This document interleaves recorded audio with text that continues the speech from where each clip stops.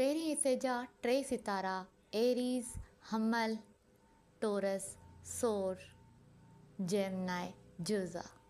नाज़रीन, सिंधी हुजण जे नाते लाइक करियो ऐं सब्सक्राइब जे बटन खे ज़रूरु दॿायो त जीअं हर ईंदड़ वीडियो तव्हां ताईं आसानी सां मौसूल थी सघे। एरीज़, हमल, पर्दे जे पुठियां जेके जाइदाद जा मसइला घरेलू मामलनि में पोयां खां 2 सितारा हल कंदे मदद कंदे नज़र अची रहिया आहिनि। को दोस्त मदद कंदे नज़र अची रहियो आहे, उन तरह जा मसइला हल थींदे ॾिसिजी रहिया आहिनि। रुकावटूं हटी वेंदियूं, हफ़्ते में कारोबार बिज़नेस ते प्रेशर पइजी वेंदो।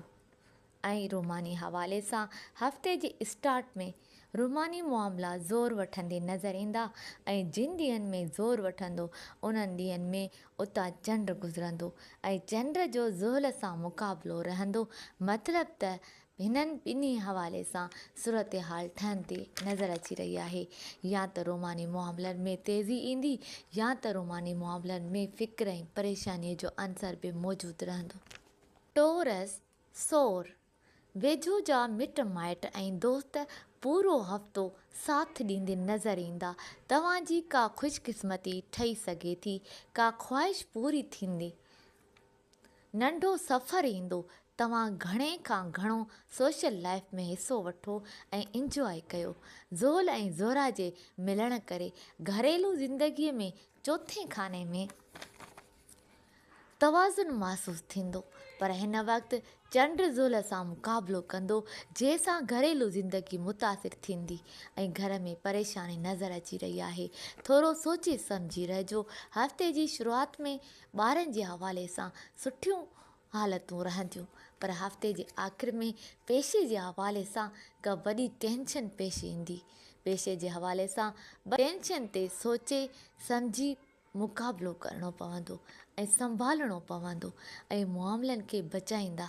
जेमिनाई, जुज़ा, तव्हांजे 10 ऐं 2 खाने में मुश्तरी ऐं अतारत जी ॾाढी सुठी नज़र लॻी पई आहे ऐं 10 खाने में मतिलबु पेशे जा मामलात अॻियां वधंदा ऐं 2 खाने में मतिलबु माली सूरत हाल में के पॉलिसियूं ईंदियूं जिन में ख़ुशकिस्मती ईंदी। तव्हांजे 3 खाने में मरीख़ ऐं ज़ोहरा जो किरण लॻण सां तव्हां जूं ज़हनी सलाहियतूं उजागर थींदियूं।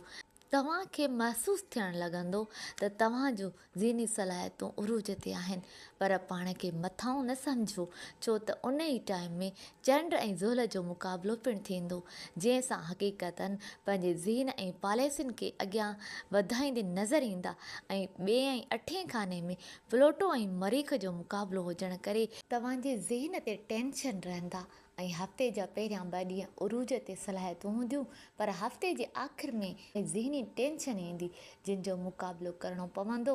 ऐं हिननि जे चोथें खाने में फैमिलीअ में सुठा सितारा आयल आहिनि ऐं उन्हनि में सुठी सूरत हाल रहंदी ऐं हफ़्ते जे आख़िर में कुझु रूमानी अट्रैक्शन रहंदी।